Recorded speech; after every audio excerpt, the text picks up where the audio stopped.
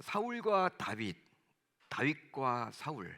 신자라면 이 둘을 참 비교하는 것 같아요. 비교를 많이 하죠. 우리 목사님들도 강단에서 이 사울 이야기, 또 다윗 이야기를 통해서 비교를 합니다. 아마 여러분들도 사울과 다윗, 또 다윗과 사울 그 비교 이야기를 한두 번쯤은 들었으리라 저도 생각을 해봅니다. 특히 사울과 비교해 보아도 다윗은 결코 용서받을 수 없는 엄청난 죄를 지었죠. 여러분 그렇지 않습니까? 용서받을 수 없는 엄청난, 어떻게 감히 이런 죄를 지었을까? 그런 죄를 지었기 때문에, 그런데 그렇게 엄청난 죄를 지었는데 어떻게 하나님께서 그런 그에게 다시금 기회를 주실 수 있었을까? 다들 궁금해하기도 하죠. 즉 어떤 면에서 볼 때 다윗은 살인죄와 간음죄라는 10계명의 제6계명과 7계명을 어겼기에 세상의 기준으로 보아도요, 이건 용서받을 수 없는 죄예요. 여러분 상상하기 힘든 죄죠. 살인죄요, 살인죄. 살인죄라는 것은요, 어느 나라든지 형법에서 여러분 가장 큰 죄 아닙니까? 다윗이 여러분 그 죄를 어겼어요. 또 하나님은 그렇게 싫어하는 간음죄, 10계명, 7계명에 나와 있는데 그것을 지금 다윗이 어겼죠. 여러분 세상의 기준에서도 비난받아 마땅하는데 하나님께서 어찌된 이유로 그런 다윗의 삶을 계속 사용하시고 그에게 기회를 주셨는가? 우리는 의문을 가질 수밖에 없다라는 거예요. 쉽게 말하면 다윗의 삶에서 과연 특출난 그 무엇이 있길래 하나님께서는 다소 그를 편히 하시면서까지 그를 용서하시고 그에게 기회를 계속 주셨던 것일까요? 물론 신자인 우리는 하나님께서 다윗과 언약을 맺어 주셨기에 다윗이 커다란 큰 죄를 지었음에도 불구하고 하나님께서 다윗과 이미 맺은 언약으로 말미암아 그에게 계속 은혜를 베푼 것이라고 알고 있습니다. 맞는 말이죠. 사무엘하 7장을 보게 되면 그 유명한 다윗의 언약이 나와요. 하나님께서 다윗과 언약을 맺어 주셨어요. 그 이전에는 사울이 왕이었지만 사울 아들이 자연스럽게 왕이 되는 것이 아닙니다. 요나단이 있었지만 요나단이 왕이 되질 못했죠. 그리고 다윗으로 왕이 바뀌었어요. 그런 관점이라면 계속 여러분 이제 다윗 다음에 다른 누군가가 또 왕이 되어야 하는데 하나님께서 이 다윗을 사랑하사 그와 언약을 맺어서 이제 그의 아들 솔로몬이 왕이 되도록 해주셨다라는 거예요. 계속 이제 솔로몬의 아들이 또 왕이 되고, 이게 여러분 하나님이 그렇게 맺어주신 거예요, 언약을.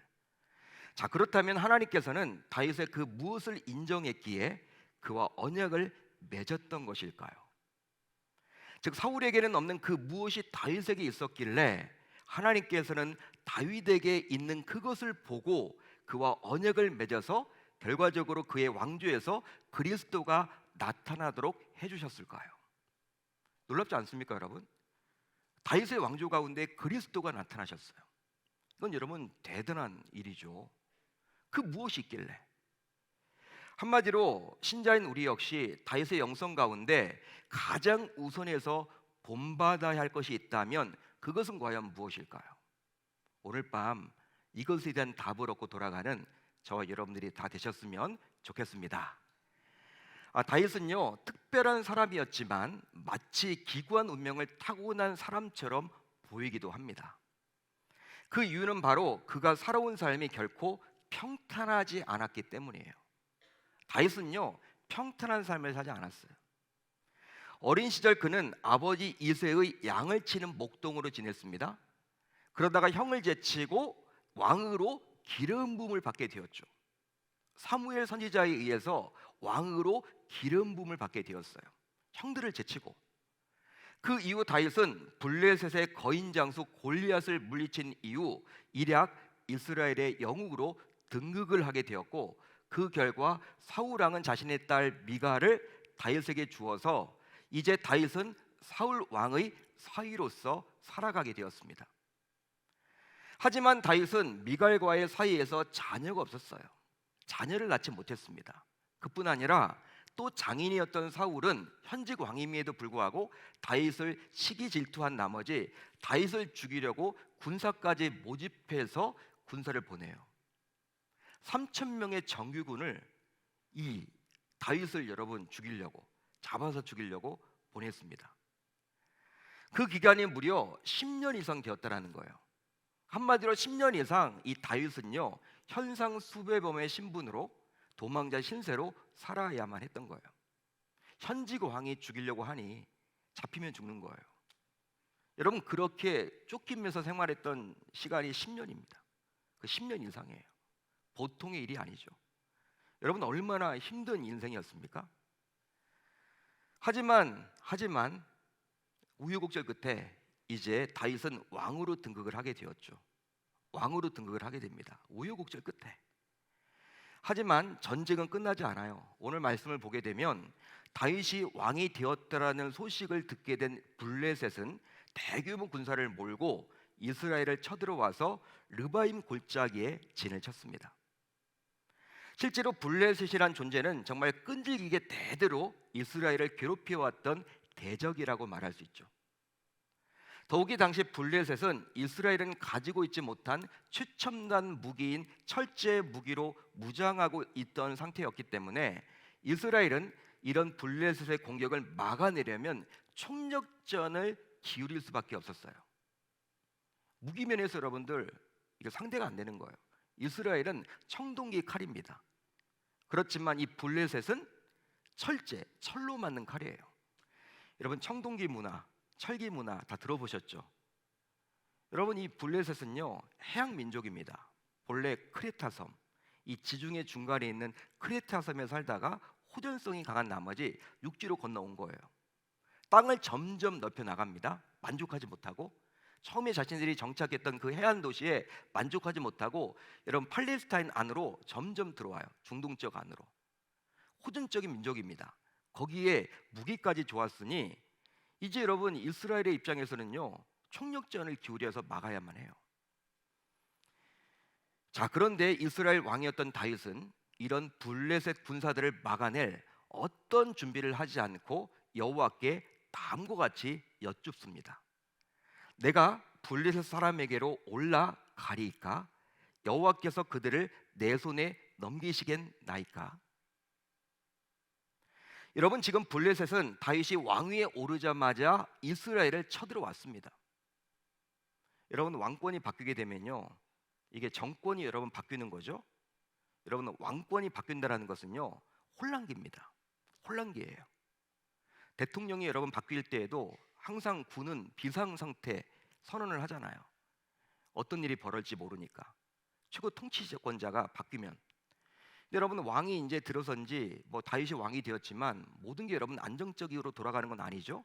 그런 상황이다 보니까 그런 갑작스런 침입을 했다라는 것은 어수선한 과도기에 그 틈을 노리고 쳐들어온 거예요.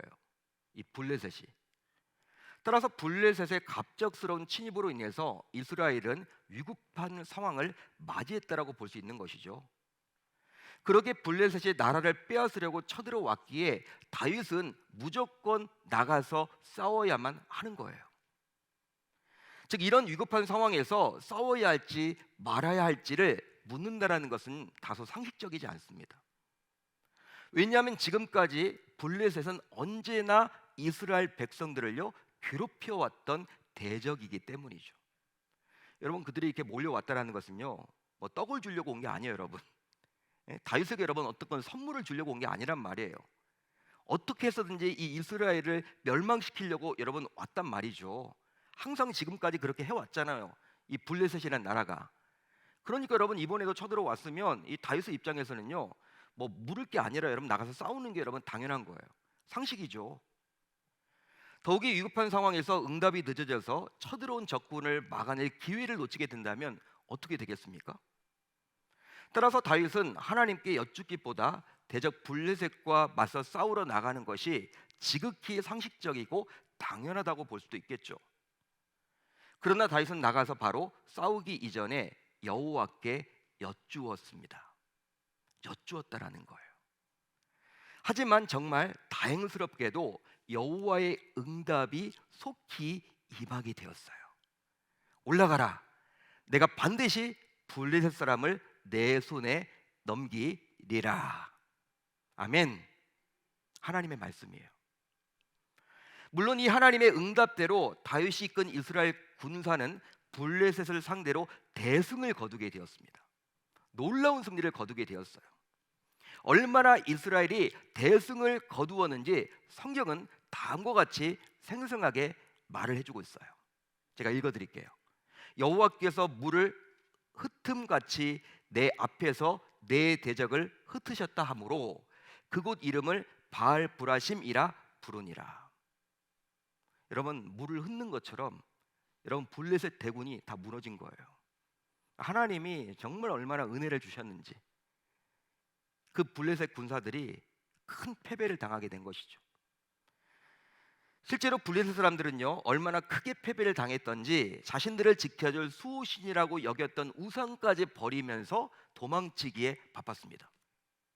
여러분, 이 블레셋 사람들은요, 부적같이 우상을 지니고 이 군대에 나왔거든요. 싸우려고. 여러분, 쫓기다 보니까 그 우상까지도 버리고 그냥 간 거야. 자기 목숨 살려고. 그 우상을 이제 다윗이 이끌었던 이스라엘 군사가 부숴버리죠. 놀라운 일입니다, 여러분. 자, 그런데요, 대적 블레셋은 역시나 이스라엘을 포기할 줄 몰라요. 사단 마귀가 우리들을 여러분 포기하지 않는 것처럼 우리를 시험하려고, 여러분 우리가 한번 이렇게 시험을 이겨내도 또 여러분 공격해내는 것처럼 이 블레셋은요 결코 이스라엘을 포기하지 않습니다. 그렇게 대패를 당했지만 어느 순간 또 다윗이 이끌었던 이스라엘을 공격하려고 모여들었어요. 블레셋 사람들이 다시 올라와서 르바임 골짜기에 가득한지라 다시 올라왔습니다. 하지만 이번에도 다윗은 또 여호와께 여쭙습니다. 또 여쭈어요. 실제로 얼마 전 다윗이 여호와께 여쭙고 나가서 이긴 전쟁 아닌가요, 여러분? 그리고 하나님께서 이 블레셋을 여러분 손에 이렇게 준다고 했어요. 이 다윗에게 내가 블레셋을 너에게 맡기겠다, 이기게 해주겠다, 분명히 말씀을 해주셨습니다. 이 다윗에게 다윗의 손에 넘기겠다라고 분명히 하나님은 말씀해 주셨죠. 따라서 다른 민족도 아니고 동일한 블레셋 군사들이 다시 쳐들어왔기에 굳이 또 하나님께 여쭐 필요가 있을까요? 여러분 어떻게 생각하십니까? 굳이 또 이런 식으로 해야 될 필요가 있을까요? 이미 다윗의 손에 주신다고 했잖아요. 이기게끔 해주신다고 했잖아요. 뭐 다른 민족이 쳐들어왔으면 뭐 또 물어볼 수도 있겠죠. 여쭤볼 수 있겠죠. 뭐 아말렉이 쳐들어왔다, 애굽이 쳐들어왔다. 그렇지만 같은 블레셋 군사들이 여러분 시차만 두고 쳐들어왔기 때문에 굳이 여러분 여호와 하나님께 여쭐 필요가 있을까요? 당시 블레셋은 이미 한 번 패한 상태였기 때문에 단단히 벼르고 다시 쳐들어왔습니다. 이번만큼은 지지 않으리라. 따라서 다윗의 입장에서는 더 단단히 전쟁을 준비해야 되는 것이 마땅한 것 같아요. 즉 다시금 무기도 점검하고 군사들의 사기가 어떤지도 살펴서 전술도 새로 세워야만 하는 것이 마땅한 것처럼 보여집니다. 그게 상식처럼 보여지죠.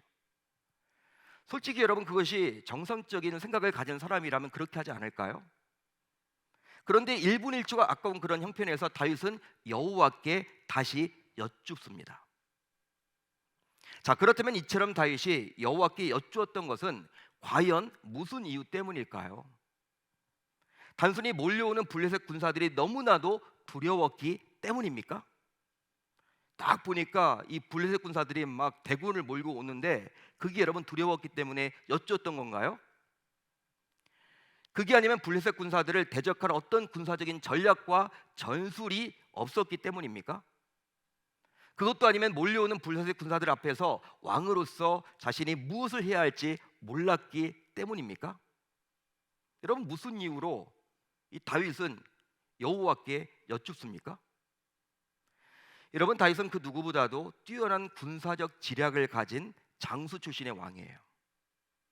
싸움을 많이 해봤어요. 그뿐 아니라 어린 시절부터 블레셋과의 싸움에서 잔뼈가 굵은 사람입니다. 다윗은 용감한 자였고 지혜로운 자였죠. 어린 소년 시절에 이 블레셋의 장수인 거인 장수인 골리앗을 물리쳤던 위대한 장수예요. 장군입니다, 여러분. 그냥 여러분 뭐 이렇게 펜대 굴렸던 사람이 아니에요.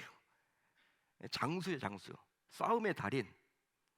따라서 오늘 본문에서 볼 수 있는 이런 다윗의 모습, 즉 여호와께 여쭙는 것은 결코 인간적으로 부족하거나 모자르게 한 행동이 아니라는 것이죠. 더욱이 블레셋을 두려워했다고 볼 수도 없어요. 왜? 그는 싸움의 달인이기 때문에. 자, 그렇다면 왜 다윗은 문제를 앞두고 여호와께 여쭈었던 것일까요? 그것도 문제가 생기면 즉시 여쭈었던 것일까요? 문제가 생길 때마다 지금 여쭙잖아요. 다윗이 그리 행동한 이유는 바로 지금 눈앞에 있는 위기보다 여호와 하나님의 뜻을 먼저 살피는 것이 우선이라는 겸손함이 몸에 배어있기 때문입니다. 여러분 믿으시면 아멘, 동의가 되시면 아멘. 실제로 성경에서 말하는 겸손은 바로 피조물인 우리 인간이 창조주인 여호와 하나님의 뜻에 순응해서 살아내는 거예요. 그게 성경이 말하는 겸손함의 정의입니다. 그러니까 피조물은 피조물로 이렇게 인정하고 살아야 된다는 거예요. 피조물이 창조주처럼 여기면 안 된다는 거예요. 피조물은 항상 누구의 지배 속에서 살아야 된다? 창조주인 하나님의 지배 속에서, 그 지배 속에서 순응하면서 살아내는 것이 바로 겸손입니다. 이런 겸손함이 있었기에 다윗은 자신의 백성들의 목숨보다도 하나님의 뜻을 알고자 들으려는 자세를 취할 수 있었던 거예요. 그것이 바로 여쭙는 것이죠. 그게 바로 여쭙는 것입니다, 여러분. 즉 설령 자신과 백성들이 블레셋에게 패하는 것, 그것이 하나님의 뜻이라면 쉽지 않겠지만 그것마저도 순수히 받아들이겠다고 한 거예요. 여러분, 그게 여쭙는 자세예요. 설령 하나님의 뜻이 내가 망하는 거고, 내가 어려워지는 거고, 내 백성들이 멸망당하는 것일지라도 그게 하나님의 뜻이라면 내가 그것을 순종하기는 쉽지 않지만 순종하려고 몸부림치는 것, 그게 바로 여쭙는 것이라는 거예요.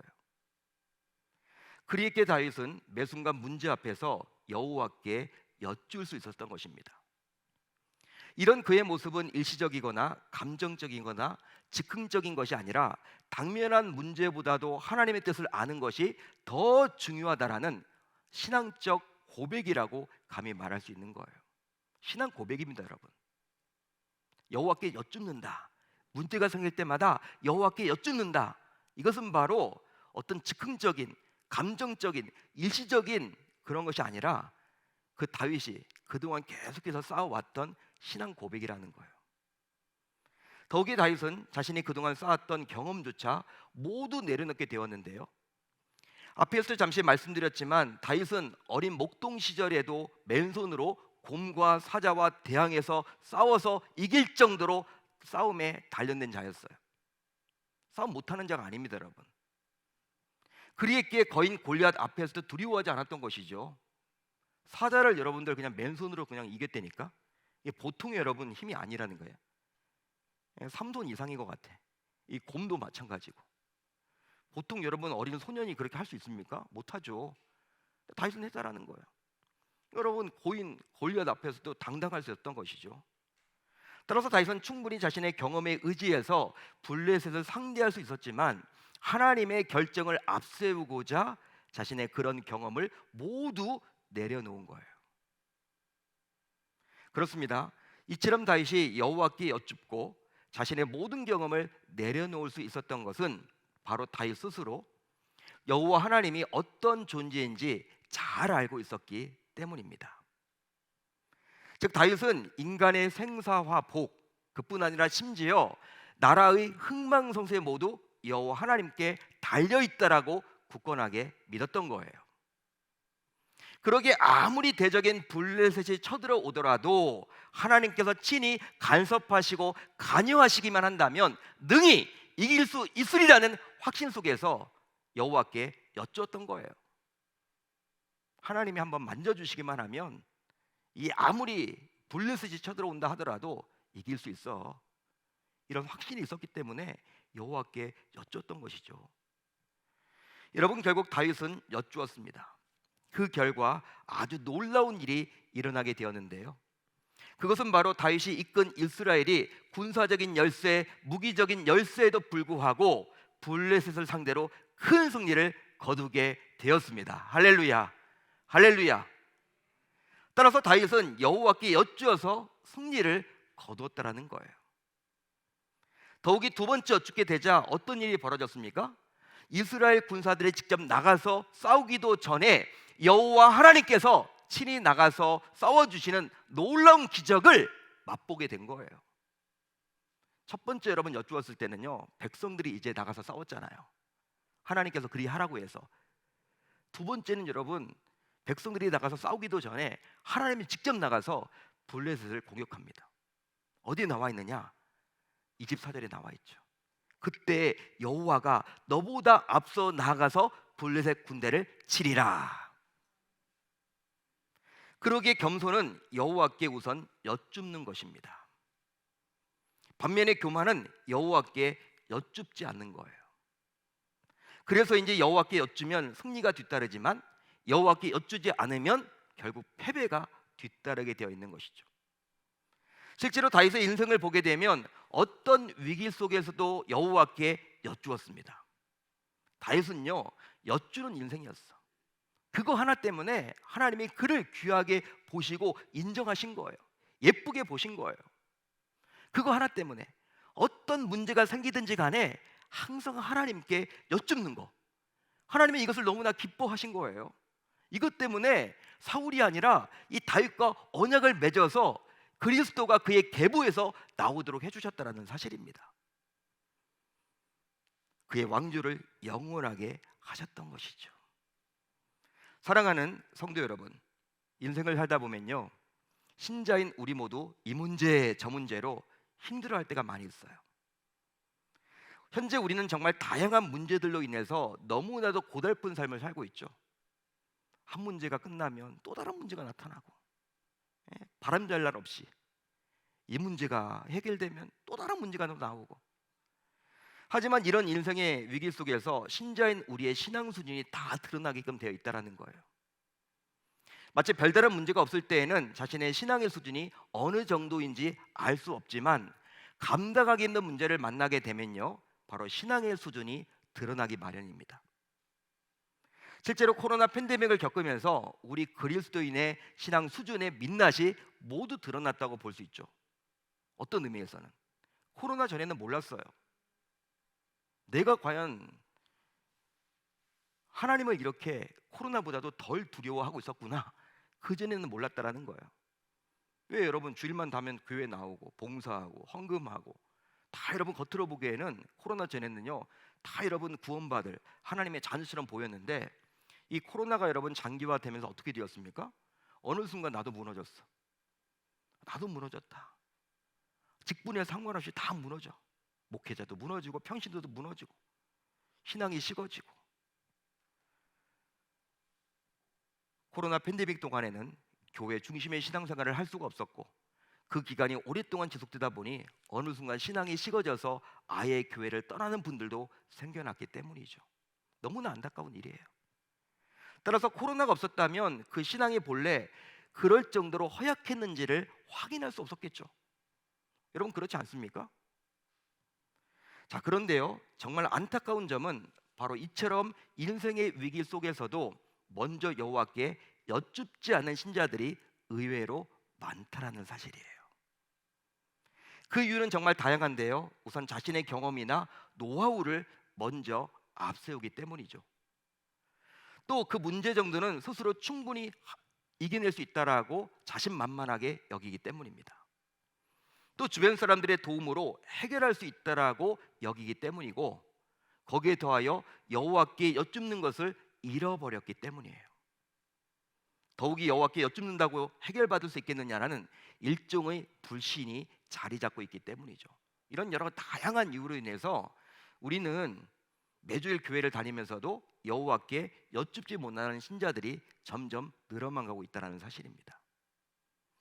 자, 그렇다면 나는 과연 위기 앞에서 여호와께 여쭙습니까? 그렇지 않으면 위기 속에서도 여쭙지 않습니까? 여러분 답을 한번 해보세요. 나는 과연 여호와께 여쭙는 편입니까? 위기가 닥쳤음에도 불구하고 여쭙지 않는 편입니까? 실제로 여호와께 여쭙는 자가 바로 승리하는 자입니다. 따라서 실패의 자리에서 성공의 자리로, 또 패배의 자리에서 승리의 자리로 나아가려면 반드시 여호와께 여쭈어야만 하겠죠. 그 이유는 바로 여호와에게 내 인생의 모든 해결책이 있기 때문이에요. 이것을 인정하는 것이 바로 믿음이죠. 따라서 여호와에게 나의 모든 문제에 답이 있다는 것을 믿으면 여호와께 여쭙게 되어 있어요. 여러분, 이 여쭙는다라는 것은요, 믿음의 행위예요. 믿음의 행위. 믿음이 없기 때문에 우리가 여쭙지 않은 거예요. 그러나 이것을 믿지 못하면 결국 여호와께 여쭐 수 없는 것입니다. 그러니까 하나님께 문제가 생길 때마다 여쭙는 것은요, 믿음이 있기 때문에 여쭐 수 있는 것이고, 여쭙지 않는다, 이건 믿음이 없기 때문에 여쭙지 않는 거예요. 하나님을 신뢰하지 못하기 때문에 여쭙지 못하는 것이죠. 내 인생의 모든 문제의 답을 그분께서 가지고 있다, 이것을 믿지 못하기 때문에 여쭙지 않는다라는 거예요. 여러분, 여호와께 여쭙고 또 여쭙고 살아가게 되면요, 결국 실패하지 않게 되는 것입니다. 실제 파도가 해안가로 계속 떠밀려 오듯이 우리가 살아가는 인생을 보게 되면 지속적인 문제가 생겨날 수밖에 없어요. 앞에서도 말씀드렸지만 이 문제가 해결되면 또 다른 문제가 생기고, 이 문제가 또 해결되면 또 다른 문제가 생기고, 이게 바로 우리의 인생 아닌가요? 따라서 그런 다양한 문제를 해결받기 위해서는 계속해서 여호와께 여쭈어야 할 줄로 믿습니다. 정말 문제 해결책은 바로 그 방법밖에 없기 때문이죠. 아마도 이 금요성역 집회에 나오신 분이라면 세계에서 가장 큰 고아원을 운영했던 조주 밀러에 대해서 한두 번쯤은 들어보셨을 거예요. 조주 밀러, 여러분 들어보셨죠? 세계에서 가장 큰 고아원을 운영했어요. 고아가 여러분 가장 많을 때는요 2,500명이었대. 고아가 여러분 학교보다 더 커. 2,500명을 매일 먹여야 돼, 입혀야 돼. 고아의 아버지예요, 이 조주 밀러는. 조주 밀러는 무려 5만 번을 여쭈었고 5만 번을 응답받았습니다. 만약 그가 10만 번을 여쭈었다면 아마도 그는 10만 번의 응답을 받았을 거예요. 따라서 신자인 우리도 예수님의 이름으로 여쭙기만 하면 반드시 응답을 받게 되리라 믿습니다. 이것은 마치 베드로 사도가 은과 금은 내게 없거니와 내게 있는 이것을 내게 주노니 나사렛 예수 그리스도 이름으로 일어나 걸으라고 했을 때 정말 놀랍게도 기적이 나타나는 것과 마찬가지예요. 그 이유는 바로 예수의 이름은 하나님께서 우리에게 여쭈라고 주신 아주 놀라운 권세 있는 이름이기 때문입니다. 그러기에 다른 이름으로 여쭈어서는 곤란하고, 신자인 우리는 오직 예수의 이름으로만 하나님께 여쭈어야 할 줄로 믿습니다. 그러기에 오늘 밤은 우리 모두 여호와께 여쭙는 시간이에요. 그리함으로 오늘 밤에 여쭙는 것이 바로 우리는 우리의 매일매일의 삶에서 밥을 먹듯이 습관처럼 되었으면 좋겠습니다. 밥을 먹듯이 아침에 일어나면 밥을 먹고, 점심 됐네 밥을 먹고, 저녁 됐네 밥을 먹고 하는 것처럼, 바로 습관은 반복이요 생활하는 것이기 때문이죠. 그래서 이제 우리 모두 매일 새벽 눈을 뜨자마자 여호와 하나님께 여쭈며 하루를 시작해 보았으면 좋겠어요. 또 매일 밤 자기 전에 여호와 하나님께 여쭈며 하루를 마무리할 수 있기를 바랍니다. 이렇게 하루의 시작과 마무리를 여쭈며 또 매 순간마다 여쭈며 삶을 살아가는 우리의 인생이 된다면 우리가 살아가는 인생에서 승리를 반드시 보장이 되리라 저는 확신합니다. 실제 그런 삶을 계속 살아낸다면 신자인 우리 모두 가정에서, 학교에서, 생업에서, 교회에서 접하게 되는 어떤 문제 속에서도 반드시 주님께서 부어주시는 힘과 능력과 권세로 승리하고 성공하게 될 줄 우리 주님의 이름으로 축원합니다. 여호와께 여쭈는 자는 승리가 있어요. 여쭈지 않으면 패배가 있을 뿐입니다. 여러분, 믿음으로 여쭈십시오. 믿음으로 여쭈세요. 하루의 시작을 여쭈는 것으로 시작하시고 하루를 마무리할 때도 여쭈는 것으로 마무리를 지으세요. 순간순간 어떤 문제가 터지더라도 하나님께 여쭈시기를 바랍니다. 여쭈는 그 인생이 복된 인생이고 행복한 인생이고 축복된 인생이고 놀라운 하나님의 기적을 맛보는 인생이라고 저는 확신합니다. 그렇게 살아가는 주의 권속들 다 되실 수 있기를 우리 주님의 이름으로 축원합니다. 축원합니다.